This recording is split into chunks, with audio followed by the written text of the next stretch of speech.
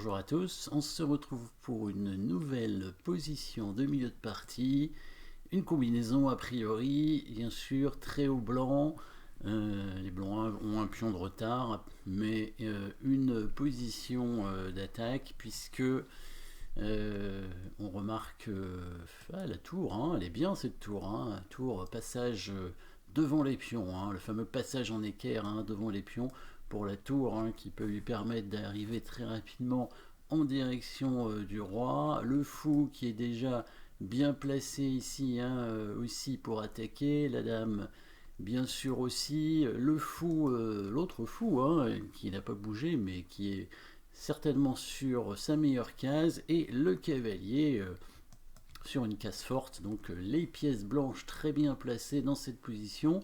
Les pièces noires sont un petit peu en retrait quand même. Le fou en E5 est un peu fragile aussi, puisque il est au milieu, il est attaqué par le cavalier. Et attention aussi, la tour n'est pas protégée. On remarque aussi le roi noir qui a une faiblesse sur la 8e rangée à cause du mat du couloir. Pareil pour le roi blanc, mais a priori pour l'instant le roi blanc n'est pas trop en danger. Qu'est-ce qu'il pourrait y avoir donc comme coup forcé? Alors évidemment, fou prend H7, c'est le coup forcé de la position, seul échec. Est-ce qu'il est intéressant? Roi prend fou, a priori. Il y a d'autres échecs. Alors ici, la tour ne peut pas arriver tout de suite, parce qu'il y a le fou quand même qui défend. On remarque que le fou de l'aile dame est très très souvent sur sa meilleure case. Ici, c'est certainement la meilleure case pour le fou de case blanche des noirs. Bien qu'il n'ait pas bougé du tout. On remarque aussi la même chose pour le fou des blancs. Donc là, c'est vraiment une très bonne case pour le fou qui est de l'autre côté du roc en fait, parce que là évidemment on fait le petit roc dans la majorité des parties, donc on parle du fou de l'aile dame, mais parfois quand on fait le grand roc, ce sera le fou de l'aile roi qui sera très bien placé. Donc ici, la tour blanche ayant eu la possibilité de sortir sur la colonne A, donc en équerre, c'est le fou finalement, il n'a pas besoin de bouger.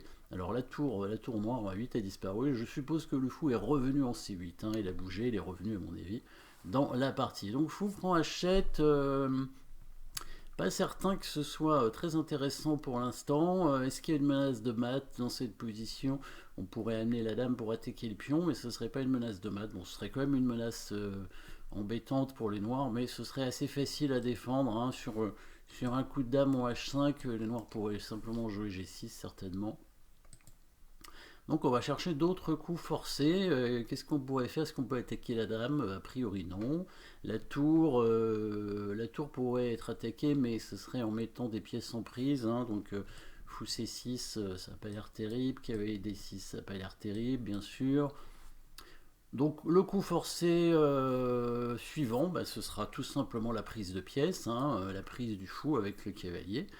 Est-ce que ça peut avoir un intérêt? En tout cas, s'il prend de la tour, l'intérêt c'est que, évidemment, on peut faire une enfilade avec le fou, mais s'il prend la dame, qu'est-ce qui se passe? Qu'est-ce qui pourrait se passer s'il prend avec la dame, évidemment?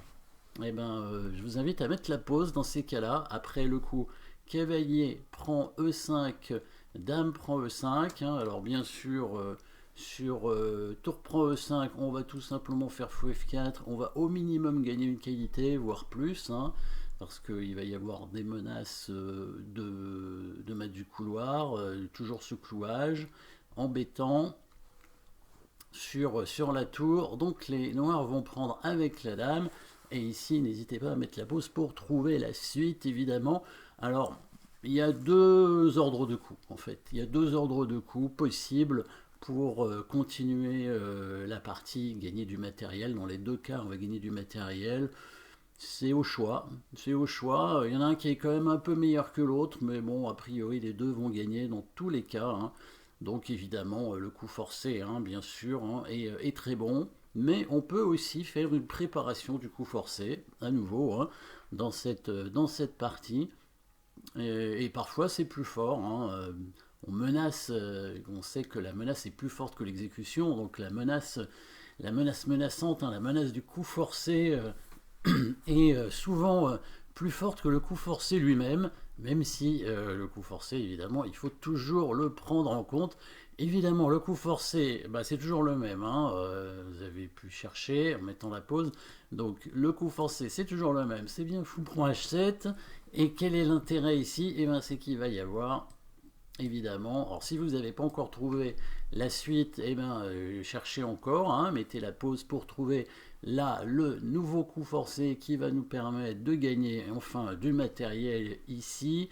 C'est la fameuse enfilade, hein, la fameuse enfilade. On savait que la tour n'était pas protégée ici en 8, et ben on va jouer là-dessus. Et le passage en équerre de la tour en A3, alors sans faire échec cette fois, on va attaquer la dame.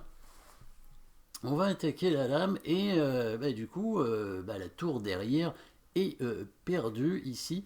Hein, sachant que... alors, qu'est-ce qu'il pourrait faire avec sa dame? En tout cas, il ne peut pas défendre sa tour, parce que de toute façon, elle a attaqué 2 fois, donc ça ne changera rien. S'il prend la tour avec la dame, il n'aura que tour et cavalier contre dame et pion, ce qui fait évidemment un gros avantage matériel. Ce qu'il peut essayer de faire, c'est attaquer le fou, non protégé ici. Alors, il ne peut pas l'attaquer directement, par contre, il peut essayer de clouer la tour, hein, en mettant la dame sur la diagonale. Donc en F4 ou en G5, par exemple en G5, c'est peut-être le mieux. Voilà, si on prend la tour, on perd le fou évidemment, mais mettez la pause pour trouver le bon coup. Dans cette position, le coup... et là aussi, il peut y avoir plusieurs coups peut-être, mais bon, il y a un coup simple, évidemment, coup forcé, comme toujours, qui permettra de gagner la tour, hein, donc de récupérer une qualité d'avance.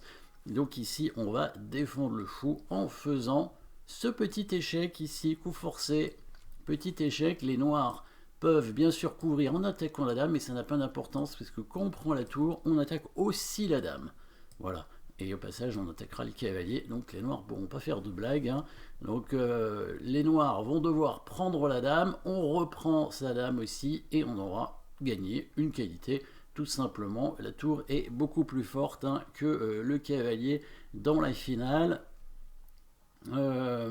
Alors, si on voulait vraiment jouer la petite bête, on pouvait avancer le pion, je crois, de 2 cases ici. Alors, c'est pas dans cette position, a priori. Ah oui, si on voulait jouer la petite bête, en fait, il fallait jouer la tour d'abord en E3. Voilà. D'abord la tour en E3, voilà la préparation du coup forcé.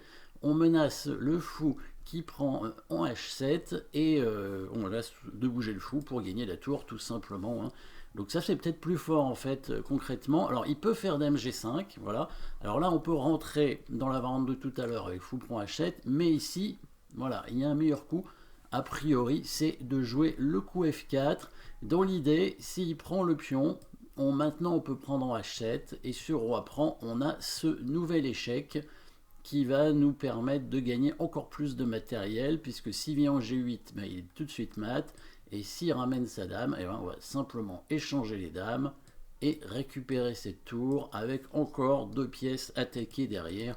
Donc évidemment, c'est un peu mieux, hein. Ça va permettre de gagner plus vite. Donc en général, hein, la préparation du coup forcé, la menace est plus forte, hein, que l'exécution, c'est-à-dire le coup forcé lui-même. Hein. Après, ça dépend. Hein. En général, les coups forcés sont évidemment plus simples à réaliser, mais si on peut le menacer, c'est encore mieux. Ici, bon, dans les 2 cas, on aurait gagné de toute façon du matériel et c'était suffisant pour gagner la partie par la suite. Voilà, merci d'avoir suivi cette petite combinaison et à très bientôt.